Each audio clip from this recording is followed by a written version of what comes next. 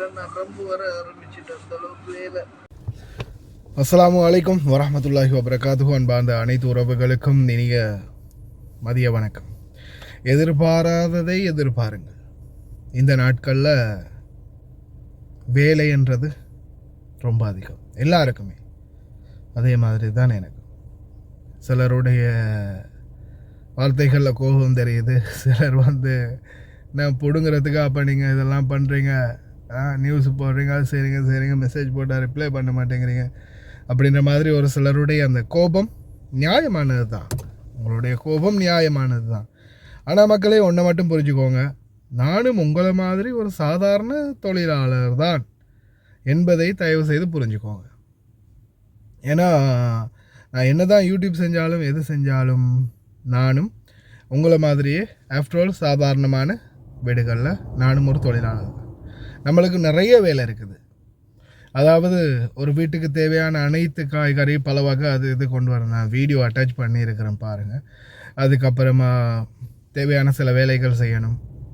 ஏன்னா வீட்டில் எல்லோரும் பொதுவாகவே இணைந்து வேலை செய்வோம். சில நேரங்களில் நான் வீடியோ போடணும் அப்படின்றதால வீட்டில் இருக்கக்கூடிய சகோதரிகள் சில என்னுடைய வேலையும் சேர்த்து அவங்க செய்யக்கூடிய சூழல் இருக்குது.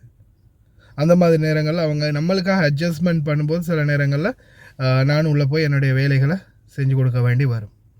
இந்த மாதிரி நிறைய சிச்சுவேஷன் இருக்கிறதால இந்த நாட்களில் நோன்பு மாதம் ஆரம்பிச்சிட்டாலே கொஞ்சம் டிஃபிகல்ட்டாக தான் இருக்கும். வேலைகளும் கொஞ்சம் அதிகமாக இருக்கணும். இது எல்லாருடைய வீடுகள்லையும் இந்த நிலைமை இருக்கும். நோன்பு பிடிக்கக்கூடிய அனைத்து வீடுகள்லையும் இதே நிலைமை தான்.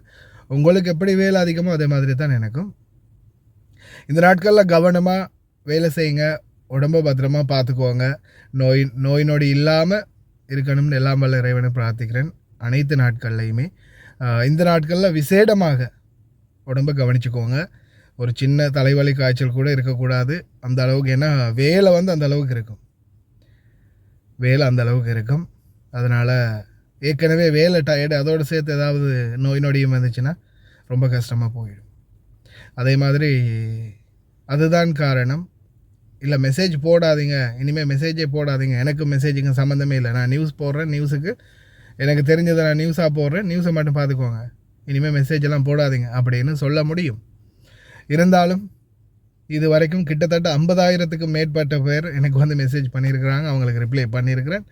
இன்னமும் பண்ணத்தான் போகிறீங்க, இன்னமும் ரிப்ளை பண்ணத்தான் போகிறேன். ஆனால் சில நேரங்களில் என்னுடைய நேரம் காலம் கூடாத நேரமாக இருந்ததால் கஷ்டமாக இருக்குது. மற்றபடி என்னால் முடிஞ்ச மாதிரி நிச்சயமாக உங்களுக்கும் உங்களுடைய மெசேஜ்களுக்கு தகவல் தாரேன்.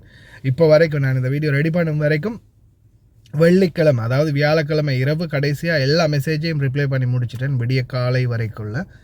அதுக்கப்புறமா வந்த மெசேஜ்களுக்கு இன்னும் பதில் கொடுக்கலை. நிச்சயமாக தாரேன். அவசரமாக எமர்ஜென்சியாக பேசணும் அப்படின்னா நீங்கள் 112க்கு தான் கால் பண்ணணும். ஏன்னா நானும் உங்களை மாதிரி ஒரு தொழிலாளர் தான். எனக்கு தெரிஞ்சதை நான் தரலாம், அதுவும் எனக்கு டைம் கிடைச்சால். யாரும் கோபம் கொள்ள வேண்டாம், திட்ட வேண்டாம். பாருங்கள் அந்த வீடியோ.